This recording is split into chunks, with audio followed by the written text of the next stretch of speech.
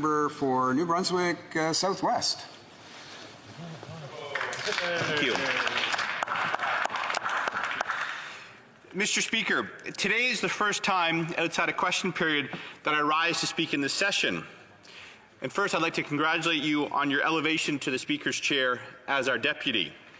The mantle carries a heavy burden to be fair-minded, and I'm sure you will again guide our House to the best of your ability. For that, we all congratulate you. Now, I've had the privilege of serving in this great House in a previous Parliament. Given that I represent a constituency in Atlantic Canada, as a Conservative, you know that there is a gap in my political employment history. It is, however, a rare honour to be elected to Parliament.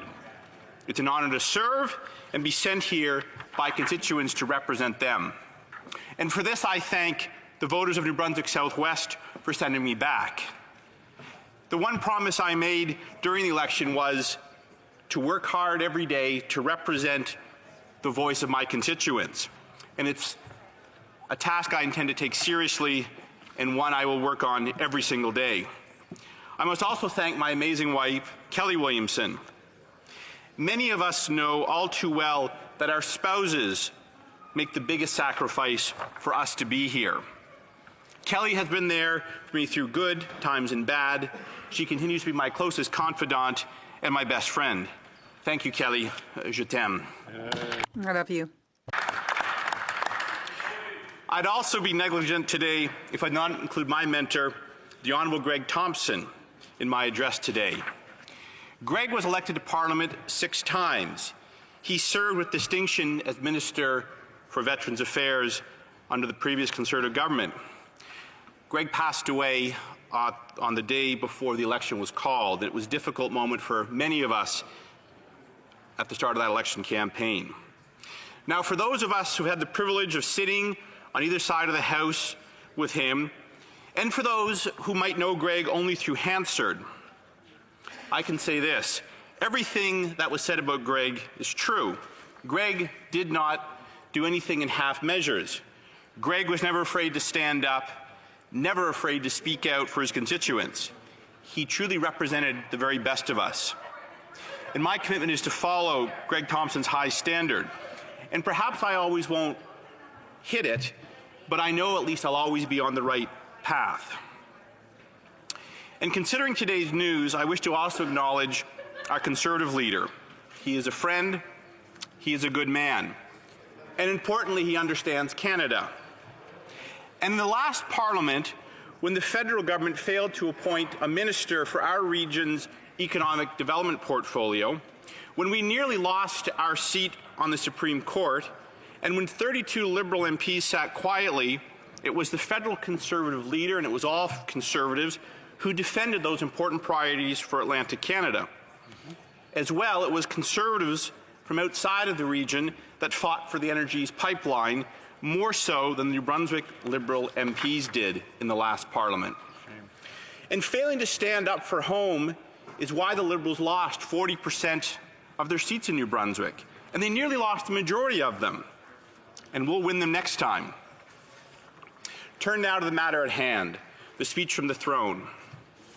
Now, in several places, the speech of the throne talks about a mandate. Yet this is very much a hung Parliament. Canadians gave no party a mandate, except a mandate to try to work together. The Liberals won the most seats, but fewer votes than the Conservatives. And so the debate will continue, and a wise government will look to work collaboratively with other parties. So let me begin in a spirit of harmony or agreement. I support the idea of cutting income taxes for Canadians. I believe it's important to make home ownership more affordable for Canadians. I believe it's important that governments help families get ahead. I believe the idea of providing clean waters to Indigenous communities is also important. I think we need to do more to tackle the opioids abuse, and as well to do more to help people battling mental health issues. Government also needs to reduce red tape, and we also need to work together on the NAFTA file, the free trade file. Although on this one, I think the government's getting off on the wrong foot already. Those are the areas of the throne speech where I think we can find perhaps common cause. And notably, the throne speech was silent on aquaculture and the traditional fisheries. This was a good thing, given the reckless promises made during the heat of the recent election by the Prime Minister. Now, unfortunately, there's a whole host of areas where we're also on the wrong path. The ECOA Minister continues to be a member from outside of our region. When it comes to scientific research dollars, innovation, R&D funding, the lion's share of that money ends up in areas outside of Atlantic Canada, which has a harmful economic impact on Atlantic Canada's and areas outside of central Canada. On rural internet, the government is simply moving too slowly and is too focused on the big telecoms for solutions. And the government continues to target law-abiding, responsible firearm owners, not illegal guns and gangs. And they've been virtually silent on the forestry industry, their inability to get an agreement with the United States. And this is important for Canada as well as New Brunswick. And on deficits and taxes, rising taxes, we see all too often their focus is elsewhere, and they've not made deficit elimination a priority as they promised to do time and time again. I think, though, the two most pressing areas where we're going to have a challenge is first on the carbon tax. Workers at Flakeboard, in my riding, lost their jobs because of policies brought in by this government that raised energy prices. Marwood, another company, is a builder of wood products with sales here at home in Canada and in New England. They too are deeply concerned about the impact of ever-rising energy prices. As well, the economy is sluggish. We've heard now that 71,000 jobs were lost in November, and as well, we're falling behind our international competitors. Last year, real gross domestic product expanded by 1.4%, and population grew by 1.5%, which means on a per capita basis, things are shrinking. They're getting worse for Canadians and the economy. And as a result, wages for working Canadians are not keeping up with the price on just about everything.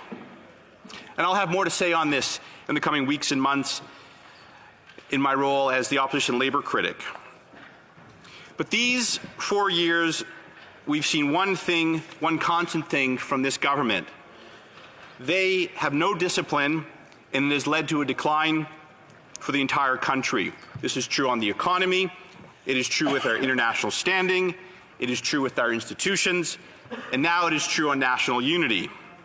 They are not a serious government, Mr. Speaker. And Canadians gave the government a humbling return in this Parliament. Unfortunately, I do not think it is enough to change their direction. So Conservatives will continue to offer a better course for Canada and a way forward. Thank you, Mr. Speaker.